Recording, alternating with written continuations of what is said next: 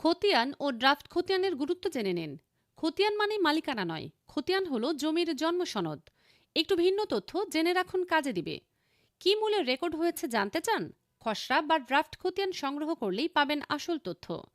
আমাদের দেশে অনেকেই শুধু খতিয়ান হাতে পেলেই মনে করেন এই তো জমির মালিকানা প্রমাণ হয়ে গেল। কিন্তু আসল সত্য হলো খতিয়ান মানেই মালিকানা নয়। খতিয়ান হলো শুধু রেকর্ড। আর এই রেকর্ড কি মূল্যে হয়েছে তা বোঝার জন্য প্রয়োজন খসড়া খতিয়ান। খসড়া বা ড্রাফট খতিয়ান কি? খসড়া খতিয়ান হলো রেকর্ড প্রস্তুতকালের সময়কার একটি প্রাথমিক নথি। এটাকে জমির প্রথম খসড়া ইতিহাস বলা যেতে পারে। এখানে লেখা থাকে জমির রেকর্ড দলিল মূল্য হলো নাকি উত্তরাধিকার সূত্রে হলো।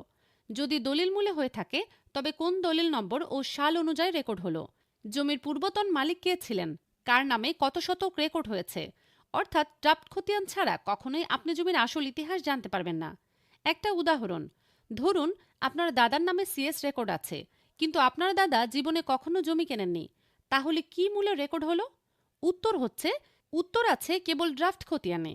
এখান থেকেই বুঝবেন রেকর্ডটি কোনো পুরনো দলিলের ভিত্তিতে হলো নাকি দাদার পৈতৃক সম্পত্তির ভিত্তিতে হলো। সমস্যা হলো অনেকেই খসড়া খতিয়ান গ্রহণ করেন না, শুধু আপডেটেড খতিয়ান হাতে পেয়ে জমির মালিকানা নিশ্চিত হয়ে যান। কিন্তু পরে হঠাৎ দেখা যায় আরেকজন এসে দাবি করেছে এই জমি আমার দাদার দলিল মূলে রেকর্ড, আপনার নামে ভুল হয়ে গেছে।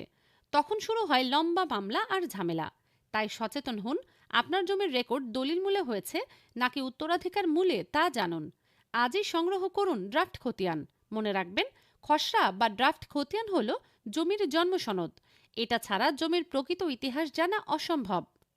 জমিজমা সংক্রান্ত এরকম তথ্য পেতে আমাদের ফলো করুন, শেয়ার করে অন্যদেরকেও জানার সুযোগ করে দিন। প্রয়োজনে প্রোফাইলে দেয়া নাম্বারে যোগাযোগ করুন।